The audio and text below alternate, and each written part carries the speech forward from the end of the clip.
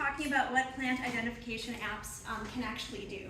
And before I get started, how many of you use a plant identification app like ntNet, iNaturalist, anything like that? So Plant ID app. Okay. So, okay, Google. How many of you use like another natural history app like eBird or Merlin or something like that? Okay, so more of you do. Okay, so you're familiar with them. So what I'm going to be talking about is really how plant identification apps actually work, a little bit about what they're used for, and then talk about some challenges, I guess, associated with using them. And yeah. Let's see. All right, so starting by talking about what are plant identification apps. So these are essentially apps that you load onto your smartphone. A lot of these apps also have a web-based version that you can use. Sometimes the smartphone version works well for some things, but the web-based version works better for things like editing your observations. And they're basically tools that use image recognition software to give a probable plant ID. And that word probable is doing a lot of work here, right? So anyone who's used these apps knows that they're not 100% correct. In some cases, they are very, very far from 100% correct. So that's one thing. And I'll talk a bit about, what does it mean to be a probable plant ID. Some of these apps are run by nonprofit organizations, and they're used for citizen science or community science projects. Two examples of those are ntNet, which is a European, it's a European organization that's really focused on, it's specifically focused on plant observations. It is used globally, but it's most of the observations that from ntNet come from folks in Europe. iNaturalist is another one that's not plant specific, but it's one that's from the United States. It's run by, it was started by folks at the California Academy of Sciences. They, as you can see, it's obviously got a bird, but it's also got a leaf on there, indicating that you can observe all different species on iNaturalist. So both of those are nonprofit or citizen or community science tools that the data that's collected goes into citizen science, community science projects, biodiversity monitoring, and that kind of thing. Other types, there are a lot more apps that are for-profit apps. So these are either fee-based, you pay a couple dollars to use them, and in most cases, regardless of whether they're free or not, your data are being monetized in some way. That is, they're going into the photos that you take or the observations that you make go into a database that's the organization that runs it is running it for profit. So this could include things like location data, where you were. There's all sorts of data mining that can occur. The actual photos themselves can then be sold as part of AI training sets and that kind of thing. Which is not to say that these are necessarily bad apps, but you should know that they're, the nonprofit versus for-profit difference. There are going to be differences in what happens to your data that you collect. Is it more, would it happen more with one that you buy or one that was just free because of? So, yeah, so not necessarily. So what I would check for, and I'm going to talk about this kind of at the end, is if you're concerned about the uses, the uses that your data is going to, look at the app's website and see, is it a for-profit or a non-profit? What happens to your data? You want to think about things like data privacy, which I'm going to talk about a little bit more. Can you be anonymous? Can your location observations be anonymous? What happens to your photos? Yeah, and it does take a little bit of extra work. Yeah, that's a good question. So how do these work? Basically, from the perspective of the user, they're fairly simple. You basically take a photo, and then the app returns either one or a couple of, these are the possible plants that you could be looking at. What's going on sort of in the background, is a little bit more complicated. So this image here is from ntNet, ntNet's website, describing their identification process and how it works. So basically, the first step is users take a photo. The photo's taken by the app here. The image recognition software that's being used suggests some plant identifications or one or more identifications. And other users For PlantNet and iNaturalist, other users will then validate the results. So what happens is, for some of these apps, once you take the photo, you get a possible ID, other people can go and check it. And so this is all volunteer run. And other folks will go and say, yes, I agree with this. This is this particular kind of plant, or no, I think it's this other type of plant. So that user validation results tends to be more for the citizen science or community science project kind of oriented apps. The for-profit apps tend to just kind of throw out a possible identification and that's it. So that's one of the differences between them. Next, sort of again in the back end, sort of the processing feature, you got your ID, people have maybe validated your ID, you're like, great, now I know what plant this is.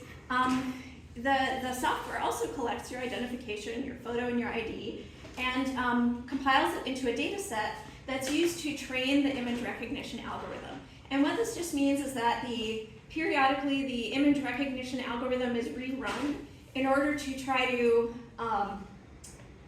the computer can only recognize certain types of photos. And every so often they rerun this image recognition software to try to see, okay, hey, 10 additional observations were made of this one kind of plant. Let's make sure our computer algorithm kind of brings this in so it can recognize those types of pictures if it sees them again. So that's kind of what's going on with training. So that happens periodically. It's not something that you have anything to do with. It's happening on these very large centralized servers somewhere else. And finally, the data are used for scientific research, or in the case of for-profit apps, they're monetized. So for PlantNet, they go to the Global Biodiversity Information Facility. For iNaturalist, they're fairly easily accessible and downloadable by researchers. I've had my students download iNaturalist data for student projects. It takes a little bit of work, but it's pretty straightforward. Let's see. So here's kind of what it looks like. And this is a screenshot from iNaturalist. I will admit that I tend to be more of a birder than a plant observer. Please don't hate me. So I tend to use iNaturalist. I haven't used any of the other apps I'm going to be talking about. But this is just a photo that, this is kind of what the screen series looks like from one of my more recent iNaturalist observations. I was in California taking some pictures of wildflowers. It was great. They were blooming. All kinds of native plants around. Really pretty there. But so I took a photo of the California brittlebrush. This is a fairly distinctive plant. It was blooming, fairly easy for the computer to identify. It seemed to be, at least in the area where I was, I don't know the California flora well at all, but it seemed to be pretty ubiquitous in that particular location. So when the computer looks at identification, it looks at both where you are and what the plant looks like. So it can, it's geolocated, so it can tell where you're located. So this is what it looked like. You'll notice that this is my photo that I took. This is the exact location that I took. So this pinpoints exactly where this plant is. So if someone else wanted to go and find that plant later, they could quite easily do so. And that, I'm going to talk about, there are some concerns related to that.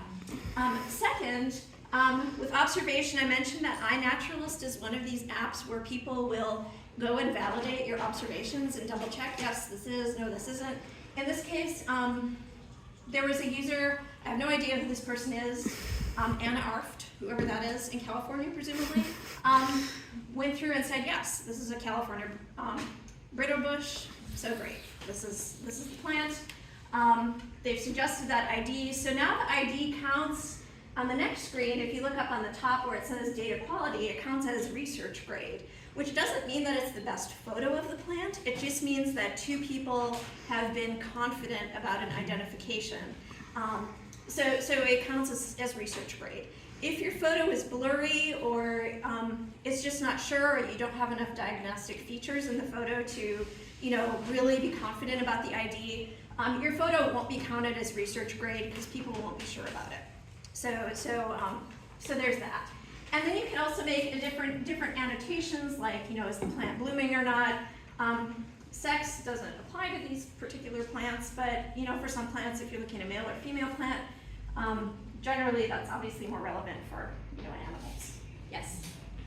The thing that I found very handy on iNaturalist is when somebody somebody suggests an idea that's different than the one that I have, and I don't know them, I just always ask, because you can add a comment. I say, what makes this what you're saying it is, so I can learn something and also find out if maybe they don't know what they're talking about. Okay, that's a great point. I mean, I will say that usually when I'm IDing things here, in Central Florida, Mary Kime, who follows me, and probably a lot of you are familiar with her, she will like immediately respond and say yes or no. So I'm like, yay, Mary has approved. Yeah, so that's generally how at least iNaturalist works. I think with PlantNet, instead of getting a single response, you'll get sort of a ranked order of response or possible plant identifications. So some of these tools, recognizing that their algorithm isn't perfect, their image recognition software isn't perfect, they'll give you a range of choices, and then you will have to do some additional research to figure out, hey, which best fits. So there's a little bit more sort of human effort involved, but you can, both learn more and apply your expertise more. So what are these tools used for? First, for citizen or community science projects. So surveys or bioblitzes. I live in Orange County, and we just had an Orange County bioblitz at the end of last month. That wasn't really focused on, it wasn't focused on plants specifically, but all species. Habitat distribution of particular species. Native or invasive species occurrence, so on a plot of land, where are the native or invasive species. Things like, phenology, timing of flowering, that kind of thing, are, in terms of the scientific research, that tends to be a little bit harder because you really need to have a lot of observations really concentrated in an area to get a handle on timing of things, but these things are being done. So this is research that, your data is being used to do. And also in informal and formal education. And there are a few folks who have studied the difference between, like, with undergraduate students, trying to get them to use a dichotomous key to identify plants versus using a plant ID app. Turns out students aren't really great at either. So there's always errors, and using a combination of these two tools seems to be helpful, but the plant ID is definitely not a substitute for sort of the traditional old school, here's your dichotomous key, start poking around the flower petals and that kind of thing. So how good are they actually at identifying things? Well, it really depends. So first of all, the main thing is that computer vision works by recognizing the characteristics of objects in photos. It doesn't actually recognize the plant.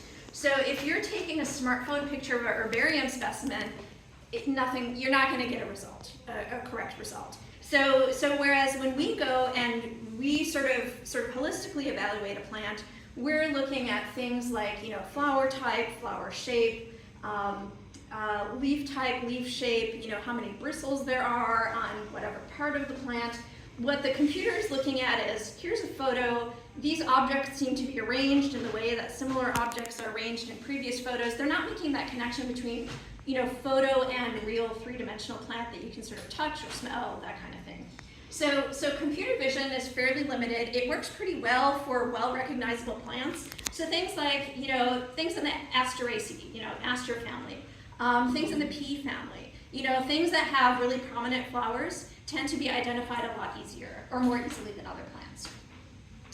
Second, the quality and completeness of the training data varies really a lot by geographic location. I mentioned taxonomy, so some families, are easier to ID than others, but geographic location, there's a lot of data about plants in, the United States, in Canada, in, European countries, New Zealand, Australia, but in a lot of countries, a lot of the, there's not a lot of data because there's not a lot of people doing these observations, or there just aren't these big data sets, so you'll see more errors creeping in to your data set. And user expertise is pretty variable. So for example, with iNaturalist, I took this photo 2 weeks ago during the BioBlitz. The ID that it gave me was the swamp shield fern. I tried to get a pretty good picture of the underside of the leaf and the sori that I thought was fairly diagnostic of this fern, but nobody has really stepped in to say yes or no. And I'm not really sure, it's been a while since I ID'd ferns, so I'm not really sure if that's because I just didn't get the detail that's necessary to resolve whether this is a swamp shield fern versus another type of fern, or we simply don't have enough sort of firm specialists who are contributing to iNaturalist that they've taken a look at it. So, so user expertise is going to determine whether it's validated or not. So if anyone wants to validate this ID, please do so. But, if not, it just may never get to quote research grade.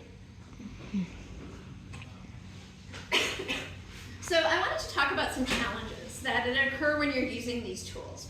The first challenge is really species safety. And first of all, unless you have the ability to sort of obscure the geolocation, the individuals that you take a photo of are vulnerable, which is more relevant here to this plant on the right, the hooded pitcher plant. So both iNaturalist and ntNet, depending on the species that you identify, their algorithm will do something that's called obscuring the location. So in this case, with this hooded pitcher plant observation made by somebody else, you see a location for the plant, but that's not the actual location the plant was found in, because this is a species that's prone to collection in the wild. It's I don't recall whether it's threatened or not, but it's vulnerable. So this box, the plant is located physically within this box here, but it's not at that exact dot. So that's one thing that can be used to help protect the plants. Similar things are done with eBird, with bird species that are vulnerable to poaching and things like that. Another sort of use of this geolocation, obscuring is really for personal privacy. In this case, this is a photo of, Biden's alba that I took in my yard. I am not worried about anyone coming into my yard to collect my Biden's alba. Please do. Yeah, I'm fine leaving it there. It's cool. It's, the butterflies like it, the bees like it. It's cool. But I don't want people necessarily knowing where I live. So my home is in Winter Park. Nowhere near where that dot is, but it is within the green box. So iNaturalist, if you choose, you can obscure your location data for your own privacy. And I take photos of things in my yard, so I don't necessarily want that out there in public. But that's something you have to choose to do, unless, for example, I had a hooded pitcher plant in my yard, in which case the software would automatically, obscure the location. The second challenge is really user safety. And this first point here I mentioned, personal privacy, obscuring your location data, that can be important. If it's your house or if it's someplace you go pretty frequently, that can be a consideration. The other thing that becomes an issue is a lot of people are starting to use these apps for foraging and finding plants and mushrooms to eat, which is a really terrible idea, but people are doing it. So this is something that you want to be careful about. First of all, accuracy varies a lot, and it varies a lot, like I said, depending on geographic location and the type of plant it is. So this data here, this is just a table from a study where people were looking at the accuracy of identification apps for herbaceous Irish species, and they really varied a lot, depending on what the photo was of and also depending on the plant family. But you can see iNaturalist in this case only analyzed 6.79% of the photos accurately for this particular region in Ireland. Again, iNaturalist is an American app, but things like ntNet was 80% accurate. So that's pretty good, but that if the plant is potentially toxic, that's still leaving you a 20% chance of a terrible day or a painful death, depending on the plant. So that's something to be careful of. Another study looked at potentially toxic species within the United States. These are two photos of plants that were taken of poison hemlock and Queen Anne's lace. There are some pretty slight differences, or you need to be fairly well trained in order to spot the differences between these plants, and the algorithm was not able to do so. So in this case, they were looking at toxic versus non-toxic plants that look similar. The overall genus level accuracy was about 77%, so that's pretty okay. But the species level accuracy was 42%, which is really not good. So that's something to be concerned about. So this is an issue. More significant is there have been people who have been hospitalized by mushroom ID, and I know mushrooms, not plants, but just don't try to do version ID. And there have been cases, I haven't heard of, this particular article came out just a couple of weeks ago about, AI identification tools of mushrooms. They talked about apps, but they also talked about various other aspects of AI that I think other folks might be talking about today. But it's very, difficult to identify, edible versus, toxic mushrooms. So again, don't do it, a bad idea. But folks are doing this because, they assume that the technology, is vetted and it may give an authoritative answer. The third challenge is really scientific validity. So I mentioned that, so this is kind of a complicated example here, but basically what we're looking at is observations are really biased by region. So if we're looking at iNaturalist, it has a ton of observations in the United States, to some extent Canada, a little bit Australia, Russia, but really you can see that there are a lot of countries where there's not a lot of iNaturalist observations. So if you're a scientist who wants to kind of take a look at what is the global species distribution of this plant, you have to take these data with kind of a grain of salt. Or you have to really think about, okay, what is sort of the effort that's being put into generating data in these countries versus these other countries. And that is something you can do sort of systematically, but it does create a bias. There are other biases due to habitat type. So this chart here looks at habitat type in the United States, and based on habitat, if you were to expect there to be sort of a proportional number of iNaturalist observation based on how much of a particular kind of habitat there was in the US, you'd expect to see, for example, a lot more observations in the scrub shrub habitat, so the first one on the top.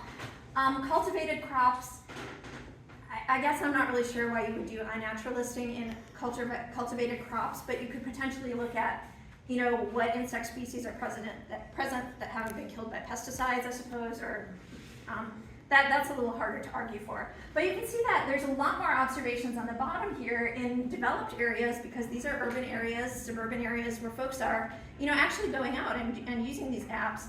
So there's sort of a bias in the data set towards, in a lot of cases, weedy species, cultivated species, stuff that's in people's gardens. So that kind of biases the AI training algorithm.